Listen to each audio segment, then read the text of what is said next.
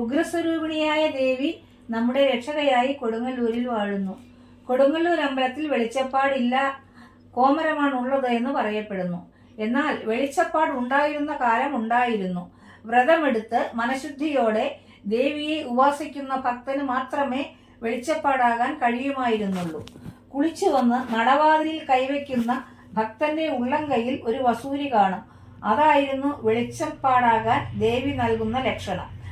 നടവറവ് വന്ന ഒരു പവൻ സ്വർണ്ണ ചെയിൻ അപ്രത്യക്ഷമായി. അവിടെ ഉണ്ടായിരുന്നവരറിയാതെ അതെവിടെയും പോകാൻ സാധ്യതയില്ല. വെളിച്ചപ്പാട് കള്ളസാക്ഷി പറഞ്ഞു എന്നാണ് പറയപ്പെടുന്നത്. വീട്ടിൽ ചെന്ന അദ്ദേഹം രക്തം ഛർദ്ദിച്ച് എന്തോ സംഭവിച്ചു അത്രേ. ഏതായാലും അതിനുശേഷം ഇന്ന് വരെയും വെളിച്ചപ്പാട് ഉണ്ടായിട്ടില്ല. പലരും ശ്രമിച്ചു, ഇപ്പോഴും ശ്രമിച്ചുകൊണ്ടിരിക്കുന്നു. അതിന് ദേവി അനുവദിക്കുന്നില്ല.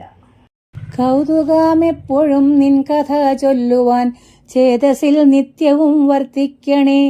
കർത്തവ്യമെന്തെന്നു ചിത്തേ തിരിയാഞ്ഞു മർത്യനുഴലുന്ന മായയാലേ. ദുർമോഹമൊക്കവേ ദൂരെ അകറ്റണേ, നിർമ്മല ജ്ഞാനമുളവാക്കണേ. തെറ്റും പിഴകൾ ഞാൻ ചെയ്തു പോയെങ്കിലും ചെറ്റുമാതുള്ളിൽ കരുതിടല്ലേ. മറ്റെനിക്കാശ്രയം ഇല്ല മഹേശ്വരി, കുറ്റങ്ങൾ തീർത്തെന്നെ രക്ഷിക്കണേ. കൊണ്ടൽ നിറം പൂണ്ട നിന്തിരുമെയ്യുമായി കണ്ടു തൊഴുവാൻ വരം തരേണേ.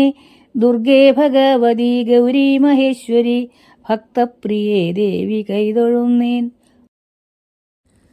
പറയാനുള്ള ആഗ്രഹം കൊണ്ട് പറയുകയാണ്.